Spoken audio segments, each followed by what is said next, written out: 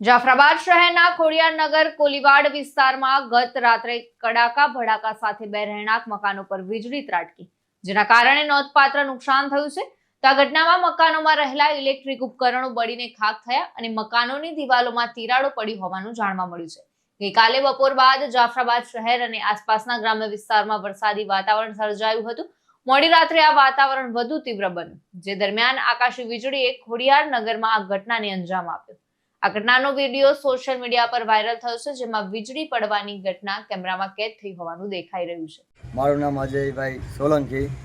મારા ઘરે વીજળી રાતના પડતા તો લાઇટ ઇલેક્ટ્રિકમાં નુકસાન થયેલું. રાતના મોડી રાતના અમે સૂતા હતા ને અચાનક વીજળી પડતા અમે ઘરની બહાર નીકળેલા ને બેસી ગયા હતા. લાઇટ વહી ગઈ હતી ને હવે બધી તૈયારી કરીએ છીએ, બધું લાઇટ ફિટિંગને ચેકઅપ કરીએ છીએ બધું ને ઘણું નુકસાન થયેલું છે લાઇટ જતા.